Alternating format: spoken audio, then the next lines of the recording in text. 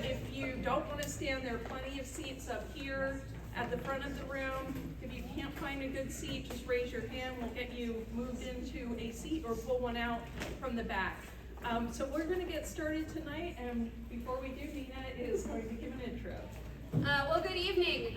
Thank you all so much for coming. We know this is a time commitment that you're doing, hopefully willingly. Genevieve laughs. My name is Nina Flegel. I'm the Executive Director of Main Street Chestertown.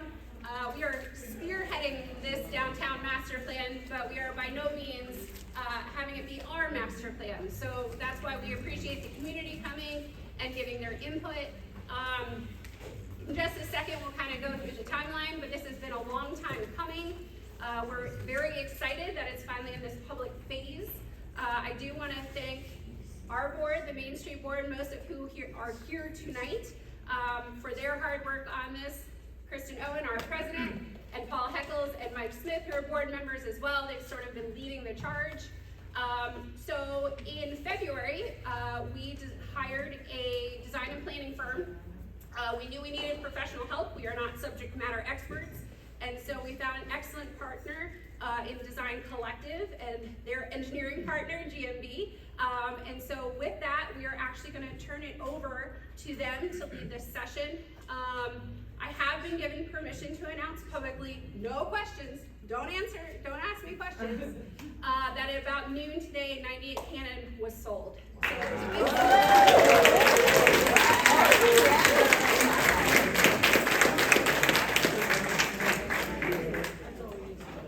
If you are parked out front in front of the fire garage, that's a big no-no, but I would love if you could move your car. Or because the fire trucks are just going to run right over them if they get a call. So if you are parked out there, if you can move your vehicle, that would be great.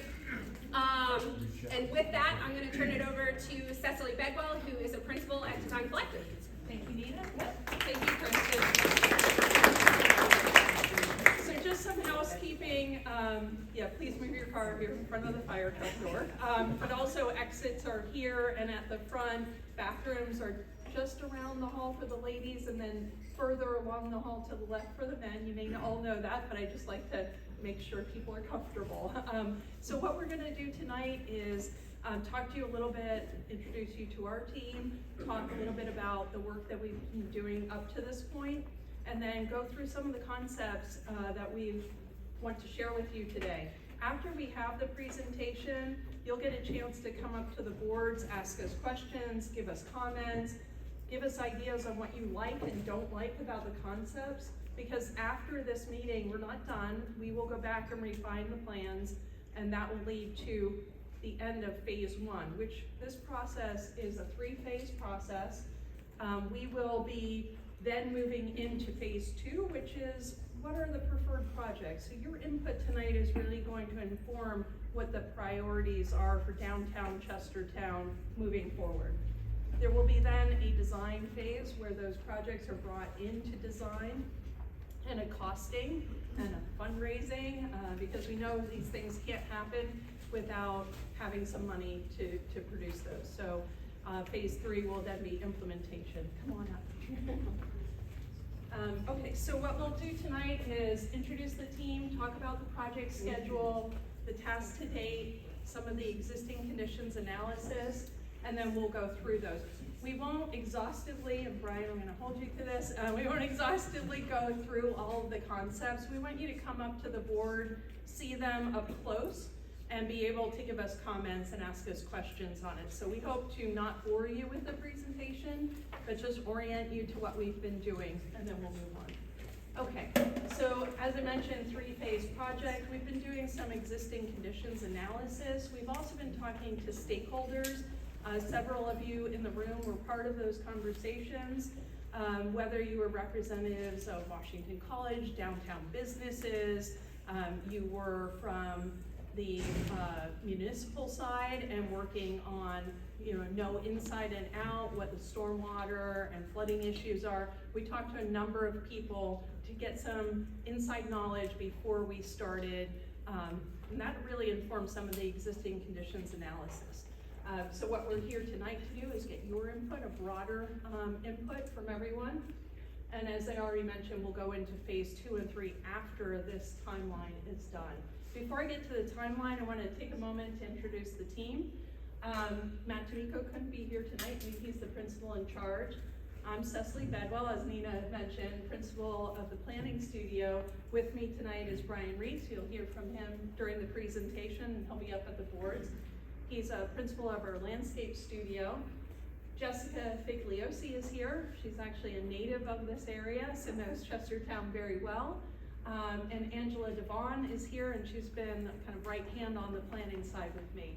And we have other team members here. We have Sarah Jane and Tiara, who are here as interns. They came to our firm just for the summer as students, so please welcome them. They've been inviting you in, and you've heard from them already, but they're here to observe and learn. Thank you for that. And as Nina mentioned, we are joined by a great team in GMB who has extensive knowledge of utility. So they have extensive knowledge in coastal resiliency and streetscape, revitalization, utility analysis, and the like. And we'll hear from Steve and you can introduce your full team, Steve. But Steve is here. Brent is also here from GMB. Reggie, Ben, and Katya are also on the team. I don't know if I pronounced her name right, but yep, good. Okay, so they've been helping us with the analysis, and then will be helping us think about how utilities might be reformed as we go through this process, where they, if we are able to underground or move utilities, we can look at that. So this is a little hard to read, I know, from back here. I'll just give you an idea of the scope of the project. We are on a 6-month course. We started about almost close to 4 months ago. So we are at the, that red dot, which means we were here tonight at the community workshop, but we will continue, as I mentioned, for 2 months more to finesse the plan, take your comments, change some of the ideas, look at preferred options, and then we'll be producing at the end of the day a master plan document, which will guide, it will really be the framework for the next phases. Okay, so tasks today, as I mentioned, we had stakeholder interviews and we got a lot of good insight. Some of these won't surprise you. We asked people about the strengths, what makes Chestertown unique, what do you not want to change, what are the things we should build on, the connection to the waterfront, the connection to Washington College, the amount of small businesses here and unique businesses here, the volunteerism that happens here, we know is very high. So there are a lot of good things that we can build upon, and I think critical is don't make it like every other place. We don't want to be another St. Michael's, we want to be Chestertown, and there are a lot of good things happening here. What do the next 10 plus years look like for Chestertown? What are the priority projects for downtown? We also asked about what are the concerns? What are the issues that you've been having? Where are there opportunities? And that could have been, oh, there are some sites here downtown that aren't being fully utilized. Oh, there's a rail trail, but it doesn't connect. But it also can be things like, there might not be great wayfinding. When you come in on Maple Avenue off the bridge, you almost get ricocheted out of town and don't know the downtowns here. The connection to the waterfront could use improving. The aging infrastructure, the overhead lines. We also know that there aren't a lot of students that come downtown, whether that's there aren't destinations for them, they now eat on campus, they don't need the jobs because they're working at the campus. There are a lot of reasons for that. So there are ways to improve that. And also we did hear that people of color may not feel as welcome downtown as we would like. So how can we foster that? How can we keep Black-owned businesses and improve that? So you'll hear a little bit more about that. Things like parking, very fundamental. Where can people park? How do they know where to park? How is it convenient for event days? You all tolerate the event days pretty well, but as other sites start to fill in, is there going to be enough parking? So we're looking at ideas on where those other places can be that people can park. Okay, so existing conditions, our boundary is the boundary of the historic district. So it's one and the same. And although we are looking at downtown and the historic district with this master plan, we are also looking at connections. So not just the area, but how do you come in to the historic district? How do you move out? How are the gateways established? And Brian will talk a little bit more about that. We looked at street network. What do you have here? Where are the broken links? What was it like historically versus now? Are there any improvements to the street fabric? Are there other connections? And then the natural features of the site. We looked at where there are, where there's floodplain issues, and Steve will talk more about that, where there are stream buffers, where there are wetlands. All of those things are important. We need to know those. And we'll talk a little bit more about coastal resiliency as well.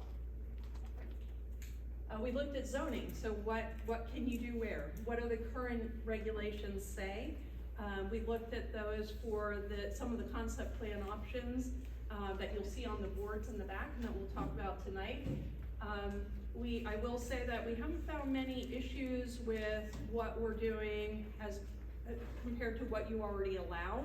So I don't think, and we'll look at this a little bit further, I don't think we'll be recommending vast changes to any of the existing zoning regulations. There might be a tweak here or there as we come through the process, but all in all, you have a downtown, you allow for mixed use on most of the sites that we've been looking at, so not really an issue.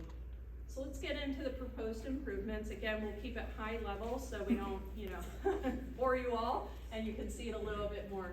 The first thing I want to talk about is the ped bike network through downtown, because that's an overall item. We know that the street network it's an old town, it's very connected. Some of the streets are very wide, some are narrow, but essentially you have a grid downtown.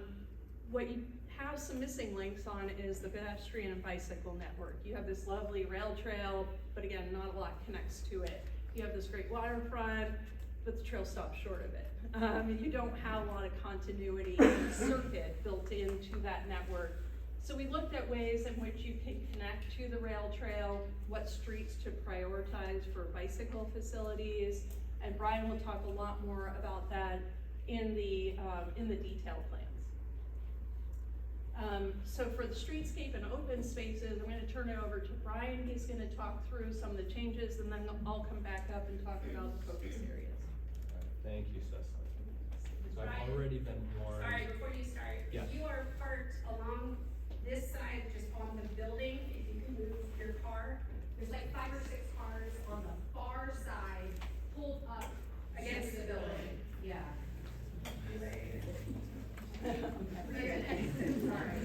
Sorry. No judgment, just move your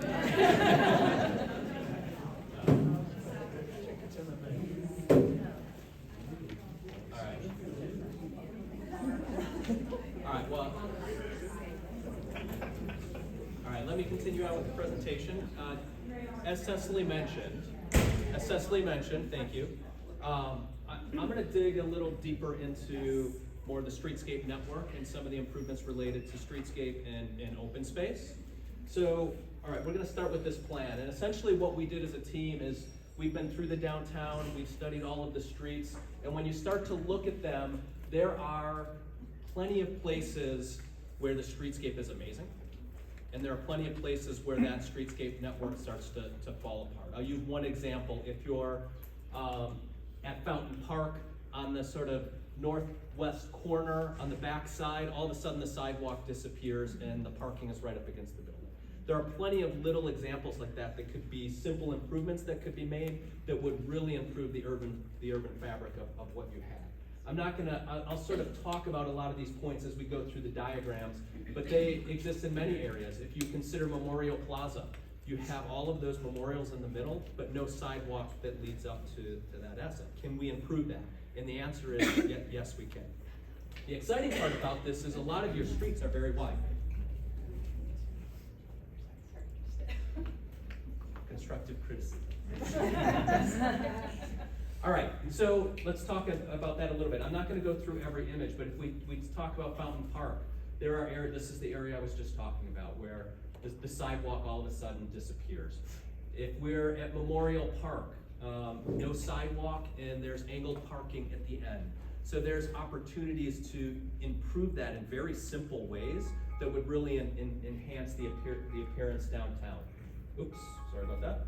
When we get to High Street, if you look at it, it's a very wide street section. There are opportunities to address that. Many of you know that you have power lines everywhere. And those power lines come with very big trees that have a nice little V cut out of the top of them, which is unfortunate. Are there ways for us to look at that and either plan for trees in front of the lines or consider burying the lines? Lots of opportunities that exist. When High Street and Cross Street sort of come here, you can see the power lines, some of the trees that have already been cut. There are other areas where the sidewalks are just narrow. This is where, what are we looking at here? At Cross Street, where we come around the bend, you know, all of a sudden your streetscape network disappears. The unfortunate part about that is that the water is one of your greatest assets, but it doesn't feel connected to downtown, so we will look at that. Crossing Queen, as you kind of come further down, this is one of my favorite problems that you have, where the S-curve of Queen Street and Cross Street come together and there's just a little sliver of land in between. Can we fix that? And just various scenarios throughout. So, all right, I want to talk a little bit about the approach. When you come into town, at least this is the way that we came in, across the bridge, you open up to incredible views. You present your city in a way that is just awesome. 180-degree panoramic view. And you come into this sort of green box, all of a sudden it's compressed, it's tight street, it's very charming and engaging. And then as you kind of move through that, Cecily used the word ricochet because that happened to me. I was ricocheted right through here and I missed downtown, right? You don't sense how to get to the businesses, and you don't sense, because that sort of urban fabric starts to fall apart right in this middle area where Maple turns to Washington Avenue. So we want to look at that. But there are opportunities, the G's kind of marked here, are really natural gateways with the bridge as you come across, but we need to better mark and get people down into the business core to make sure your businesses are successful. There's also other markers, whether it's out High Street where you come into the historic district, or over here by the Stepney Manor property. Okay, so what does that look like? These are just some of the images. I know we only have a certain amount of time, so you guys know this better than me because you live this project. What that looks like from the various sort of entry points coming into the project. But to start out, here's that view. You come across the bridge. We think there are opportunities to announce your place before somebody even gets to that compressed area where it gets much tighter in here with the streetscape at Maple Avenue. These are flags that were designed by one of your own residents, Robbie Bear, if you are familiar with her. But there are opportunities that you could consider about announcing the project. I'm sorry, not the project, but your town. Very similar to what you see kind of in this precedent where you could announce that you're coming into Chestertown. There's very little space when you get across the bridge here, so the idea of announcing that early is sort of important. When you come here, all of a sudden Maple compresses, so here's your existing streetscape. It's buildings up to the street, tight sidewalk, power poles, but on the right-hand side, you have a tree yard that is sort of unused. So we think that flags, banners, something of that sort could be a sort of a civic way to continue to bring you into the site, all right? When we get further down, you can start to see one of the focus areas. Cecily's gonna talk about this in a minute, but what happens right about where we are today at the fire station is the urban fabric kind of falls apart. The parking is right up on the sidewalk. The sense of sidewalk isn't there. This is the 7-Eleven. This is a gas station right here with the little canopy there. You do have some existing buildings here, and then you have the Dollar General store right here with the big parking lot. So you lose your sense of historic charm in mind. Okay, so then that's just the sort of entry and gateway. So we know that those 2 points are really critical to getting you into this area. And that can be done through enhanced crosswalks. It can be done through historic signage, other manners. But we know that we need to demarcate that area. Furthermore, as we started going through this space, we started looking at all the sort of opportunities to make improvements. These aren't all of them, and I'm sure that there's 100 more that you can tell me about when we go to the boards, but these are major ones that we've noticed along the way. Because it's so small, I'm actually going to zoom in a little bit, and we're going to start out along High Street, the main intersection of High and Cross. Here's Memorial Plaza, here's Fountain Park. So this is really, in my mind, ground zero for your downtown. That's kind of where everybody comes together. So looking at how we might start to prioritize the pedestrian there versus prioritizing vehicles in that area. And a lot of this plan is about that. You'll see demarcated crosswalks in a lot of locations to help improve that connectivity across the sidewalk. This plan, if you look at it closely, starts to talk about a lot of things. Park Row, considering Park Row is one way and maybe adding angled parking on both sides of the street. That is an opportunity that could gain us, it's a little grainy here, I think 10, 12 parking spots. So as we were looking at this, with very modest modification, we felt we could improve the sidewalk and a lot of conditions along here and increase parking near the businesses. Now, when we come down here to Memorial Plaza, this is an area where we would like to consider taking some parking away in order to give you a sidewalk that connects you from the park over to the retail here and giving you connectivity along the top side of the sidewalk here. That comes at a price. That would be a negative amount of parking spaces that we're taking away. Now, with all of that in mind, we think that High Street is certainly a very important connection that would take you down to the water. It's also a very wide street. So some of the improvements we're looking at here are to narrow the lanes, maintain parallel parking on the outside, and take that extra real estate from curb to curb that we take by narrowing the lanes and giving it to angled parking in that location. The real benefit of that is that we can pick up about 30 parking spaces just in that area and add trees in front of the power lines with some green infrastructure to help reduce the impervious surface. This allows us to take a lot of parking and kind of push it in this direction. It also allows us to increase parking numbers that allow us to maybe steal back some, like right here where we would like to take those 8 parking spaces that are at the end of Fountain Park and turn that into a small sort of urban plaza, if you will. All right, and then this takes us down to the waterfront, and you'll see this in some slides here. So just to illustrate that point a little further, here's the existing streetscape as it is now, 17-foot wide lanes with 8-foot parallel parking. If we were to go to 12-foot lanes down the middle, we can do angled parking and trees on the left-hand side and increase the parking total there.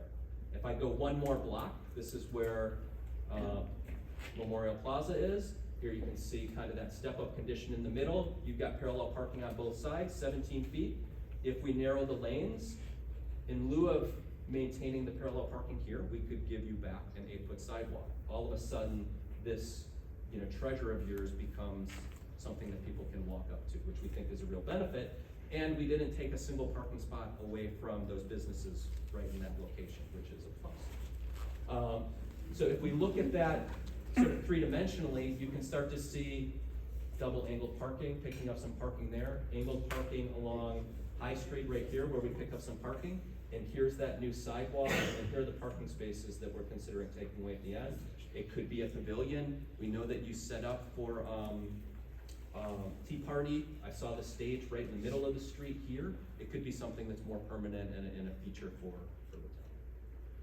We go a little further, and the parking now picks back up because we have ample sidewalks.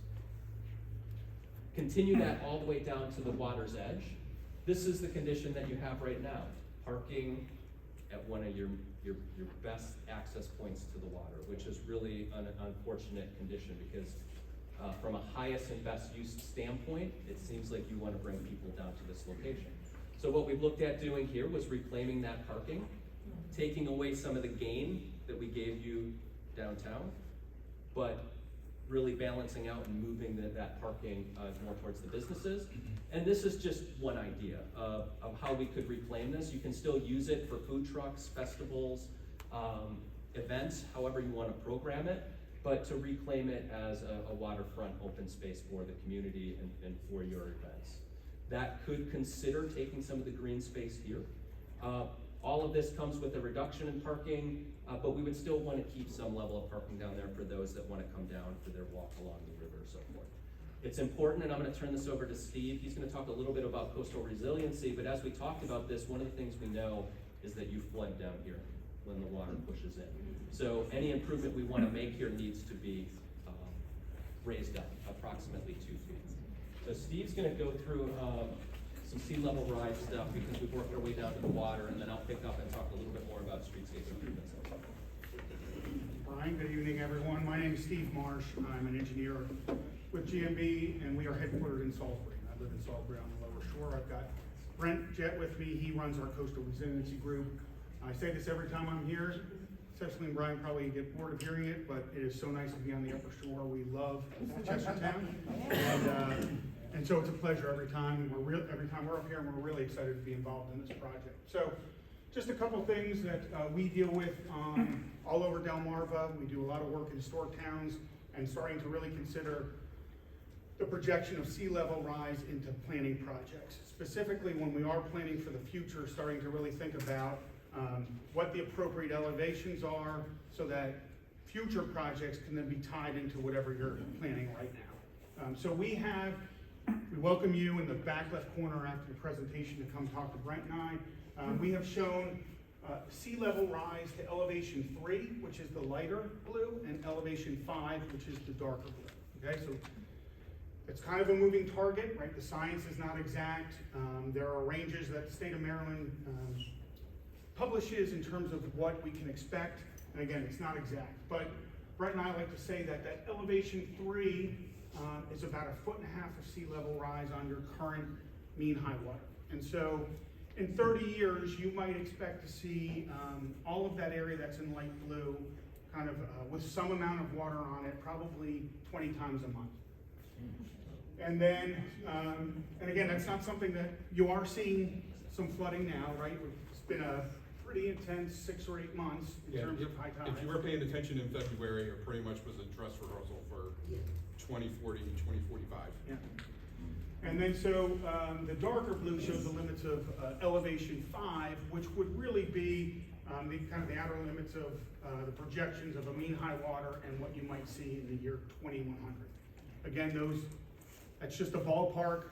We get wrapped around the exact science or the exact figures, but it is important to just start thinking along those lines in terms of planning.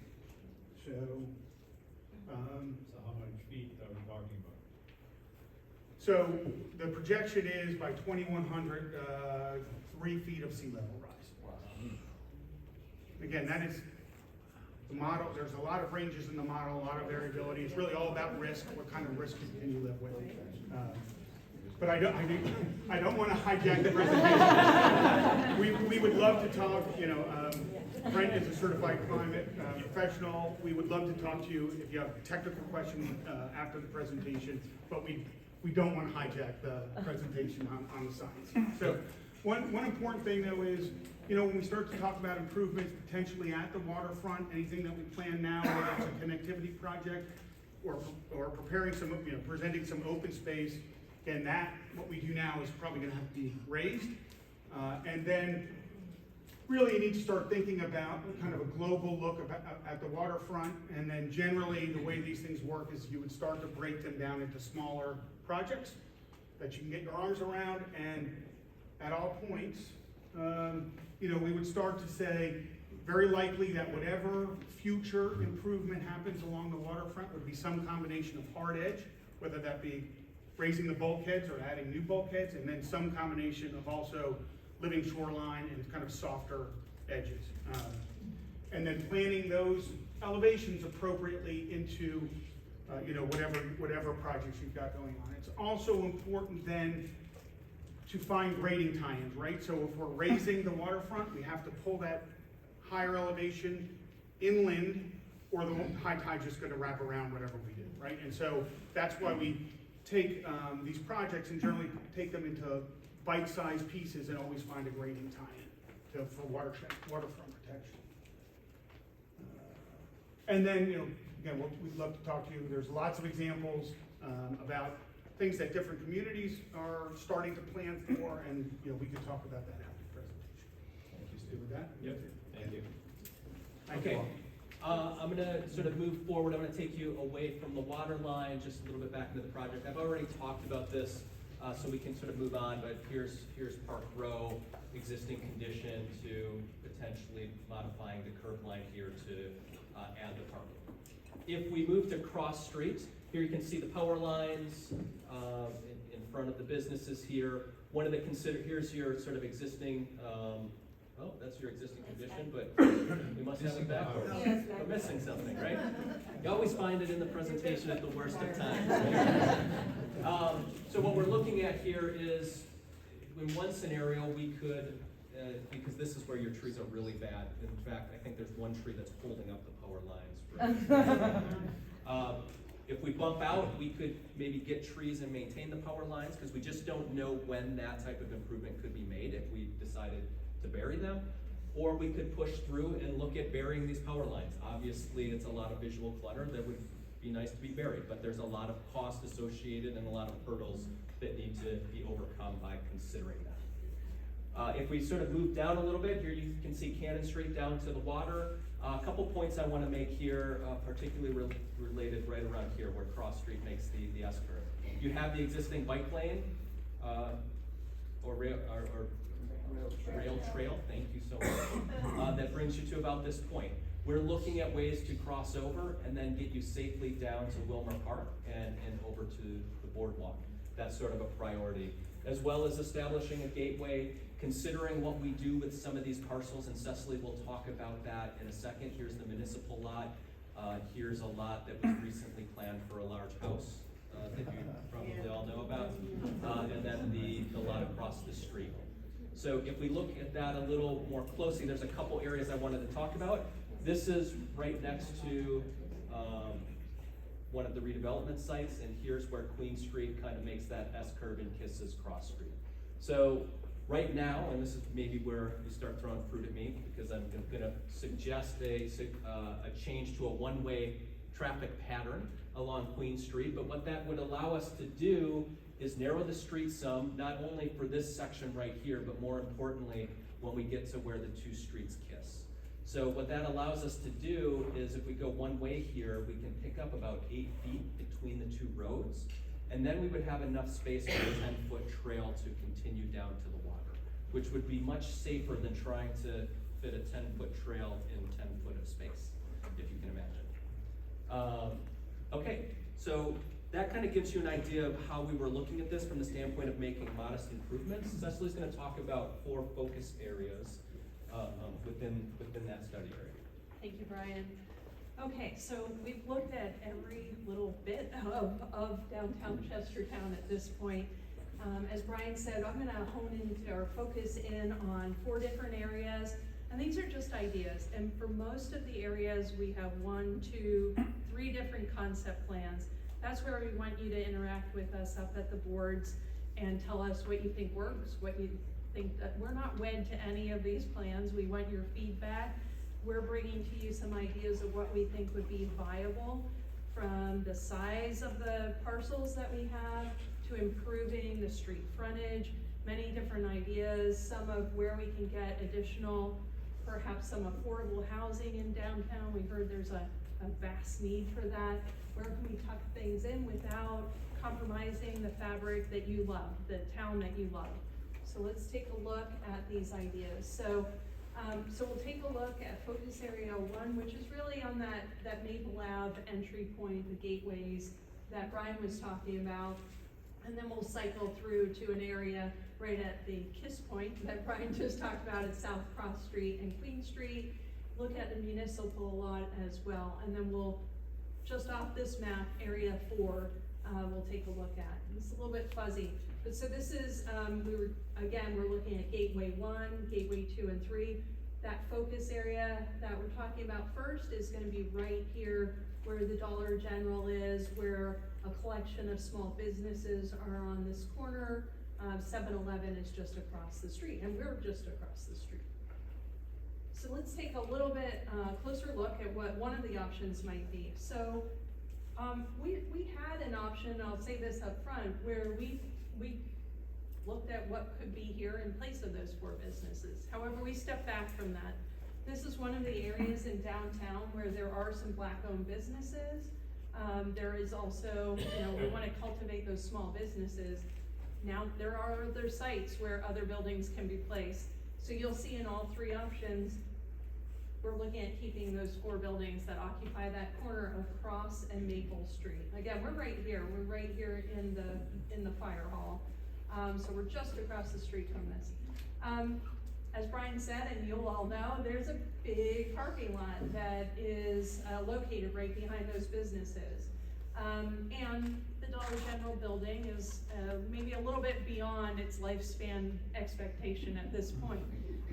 That is an opportunity where we could look at a replacement building. There's also a Verizon building that sits here. You'll see in some schemes, we kept that building and it's parking that comes in off of Maple and tucks in behind. And in this scheme, for example, we took that building out and put in some residential here. One of the main ideas of the scheme, and from what we've heard, is this is a big opportunity. It's right at your front door into downtown. Is there something we could do? With that parking lot, doesn't seem like the highest and best use. There's also a natural stream that was long ago culverted underground, right? We know this because Spring Avenue is here and Horsey Lane floods, and there's a lot of things that, we can look back in time, and that stream was once daylight. It sits underneath that parking lot, but it still exists. It's still part of your system. In this scheme and the other ones, we looked at daylighting that stream, meaning let's bring back that stream and let it run its course and connect. Yes, it would still connect through to Horsey Lane. Thank you, one person. And let's see what else we could do. And we did look at the parking, right? We did look at, okay, if we take out some of that parking, can we get parking in other places? You'll notice that we did tuck parking in here for this scheme behind a new retail building. The idea, the vision in our mind, which you can see in some of these illustrations, is that we now have this stream that runs through. There would be a pathway that connects, because again, remember back to our network for pedestrian and bicycle. People naturally want to make a loop, and even if they don't want to make a circle around your downtown, there are places where you want to have kids go to school, walk through, instead of along a street, perhaps through a protected path. This would be one of those connection points through the block. You could also imagine that a restaurant could be here overlooking that stream. There could be outdoor dining that overlooks that stream. Residential could be here and tucked in as you start to move up the street and you're heading to Washington College. That's a natural transition point that the retail stops, because your grade does come up and you lose the frontage across the street. So that's where we think, it would be hard to keep retail going up the street. Okay, so then we also looked at what could be done. We know that, for example, the gas station, the canopy and some of that parking actually goes over the right-of-way, the public right-of-way, but it's grandfathered in, it exists there, it's a business. There is a possibility of infilling a corner of that in the short term. Could be that eventually that gets replaced and something else fits in. It's a very tiny, narrow lot, but minimally, and you'll see Brian has a lot of more detail on this, but you'll see at minimum, we want to improve the pedestrian connection there. It's really frightening how you come down that sidewalk and there's a missing brake and there's a step, and it gets a little crazy. So it certainly doesn't say, hey, walk downtown when you get to that point. So even if some of this doesn't get redeveloped, you could infill a building or not, but you minimally want to improve some of the streetscape. So let me just walk you through. I talked about these buildings. A smaller building could fit on that corner that I just mentioned here in plan. There's also an opportunity where there's a business right across from Town Hall and their parking, and next to the courthouse parking, which is actually part of this parcel. So this parcel goes pretty deep. It actually shares parking with the courthouse. there is an opportunity. That building has sat vacant or underused for some time. There's an ability, because of the depth of that lot, to put in a small infill building, which may be some professional office retail on the ground floor with some apartments above. And we're not talking about a lot of apartments, just a small 2 stories of really just small amount of apartments on top of that retail space. Trying to get them like Brian, I think it was 16, but I'll look at it on the boards and verify that for you. So that's what it could be, and it sits gently in the fabric. It's not disrupting the fabric of downtown. Another scheme is taking a look at keeping the Verizon building, putting residential here instead. That came through some of our discussions as we shared these plans with Main Street. There is residential across Cross Street. As we move up to the north, it starts becoming residential. So maybe a residential building here is nicer. Maybe that helps to be a better use up against the other residential across the street. We could have, again, some smaller retail, pavilion type buildings that mimic the size of the buildings at the corner. The buildings at the corner, right now, Bennett's, I believe, right, has parking that comes up to the bays. If that changed uses, and again, we're not advocating that anything changes there, but if it did, there could be a porch added onto that, could be a different use over time, and you could have more of a pedestrian experience and landscaping along that edge rather than asphalt from curb to building, and a lot of movement through there. So in this third example, which is, I guess, what you call the all retail scheme, we have a smaller retail building. We're keeping the Verizon building. That building has a nice presence. It's not a bad building. It's all brick. It sort of mimics the architecture. It feels like a good neighbor, so maybe it doesn't make sense and that building wants to stay. There are also some trees along the property line. So maybe there's a softer infill of smaller retail buildings. Again, you can see them here. And then there's just a retail, and again, the parking, some parking is tucked behind. And again, we did look at the parking counts through here. In this scheme, we are looking at adding parallel parking along Cross Street.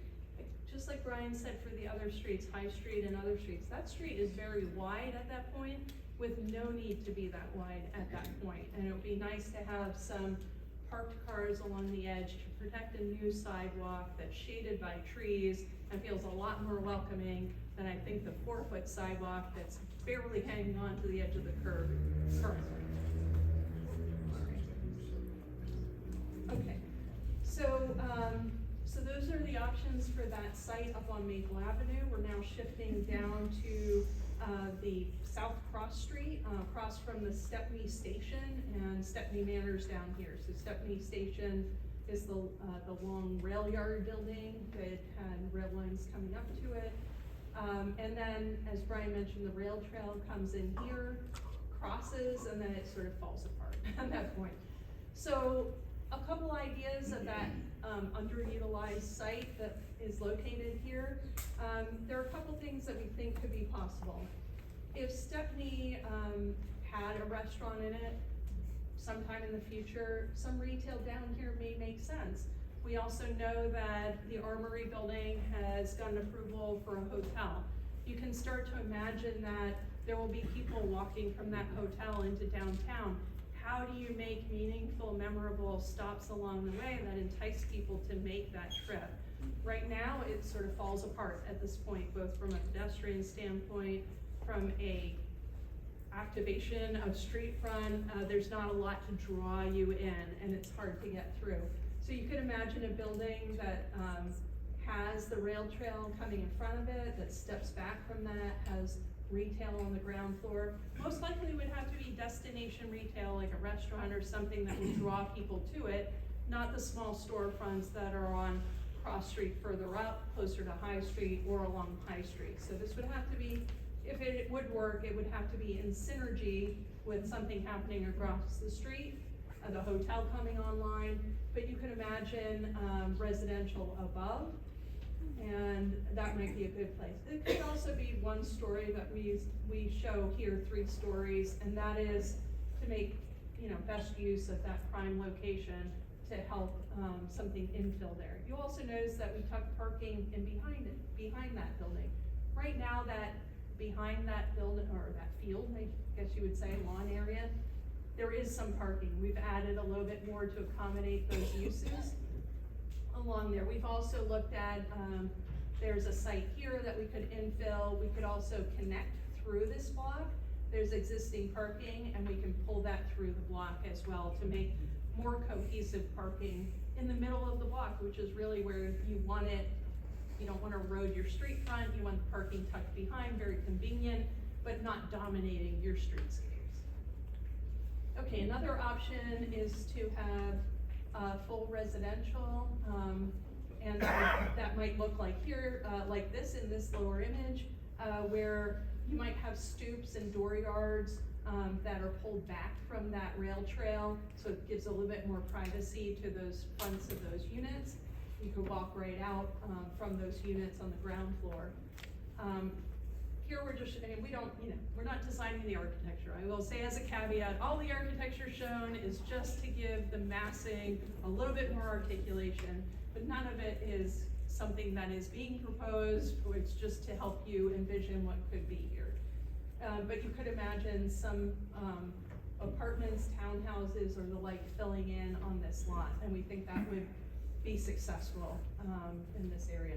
We also know that there has been some talk about cross street connecting into Stepney Manor, so we have shown that on this example. We don't know, and it's sort of moving outside of the boundary of our study area, but it's a possibility, and we want to make sure that if that happens at some point in time, that is possible. We also looked at parking that could tuck in. Right now, Stepney Manor parking stops kind of midway, right where, almost where the rail trail stops and turns and crosses. This would be a great location, whether this road comes through or not, if something could be negotiated with the property owner to have parking that's on the periphery for event days that helps to supplement new uses, restaurant or other uses that occupy. This is just showing an expansion of that building to have a restaurant with outdoor space. They have this lovely rail yard that's really underutilized, and it doesn't do much, but if there was a restaurant there in the existing building or outside of that building envelope, it could start generating some uses, and you can imagine people spilling out, and you can imagine, I don't know, there's a lot of rail trails that have ice cream shops or beer gardens or what have you at the end of them. That could be a moment here. With having that connection, the rail trail could connect to Stepney Manor. You could have the connections into the wetlands area, which is lovely, by the way. We did walk that on a very hot day. It was a very nice stroll through the wetland area. Both schemes, this one shows, I think, about 83 additional spaces. That's a significant add of spaces. And it could just be on gravel on event days or on the lawn as they do now. So, I think that could still all work.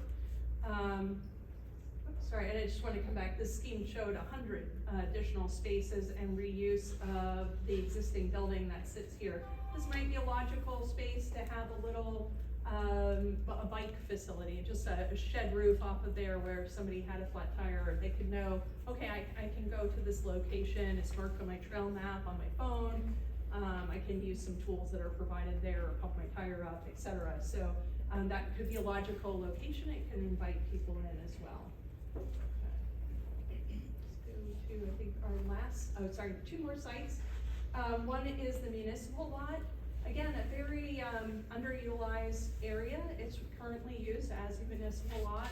It has a lot of equipment on it, but that equipment's moving elsewhere, and that is a prime space right along the rail trail.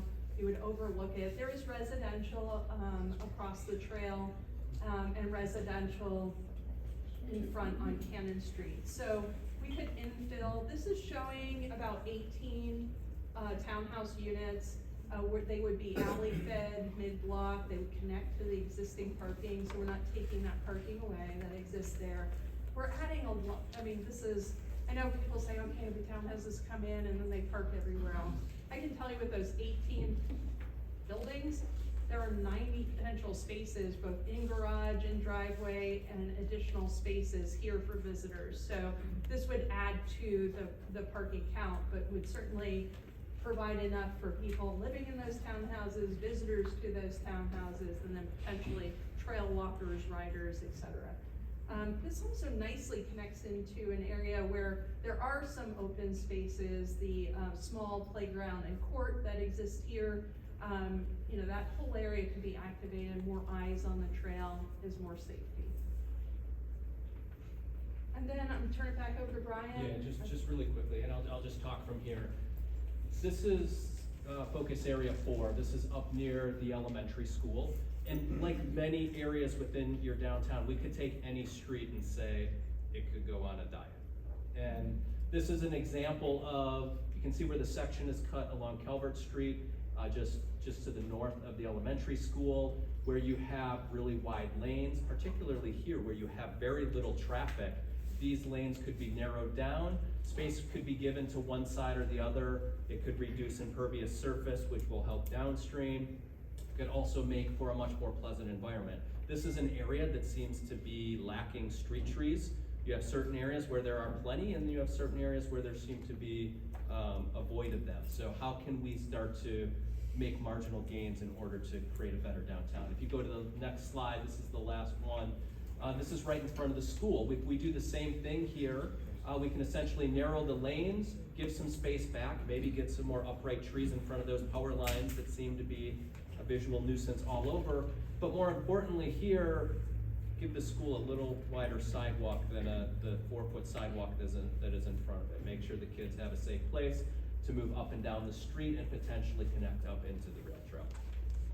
Very good. All right, so what is our engagement activity? That's what we call them. It's basically you coming up and being able to see the boards a little bit more clearly, ask us questions, leave comments.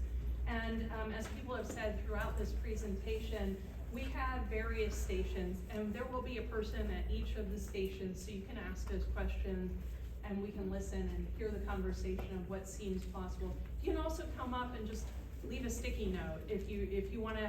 That's why you were handed those packets. You have multiple ways of giving feedback. We don't want to hinder you in giving and expressing yourself. So you do have sticky notes. You also have a postcard. So that postcard gives you a little bit more room to write your thoughts and ideas down, asks you, what do you think is most important for the future? What do you like about the current downtown?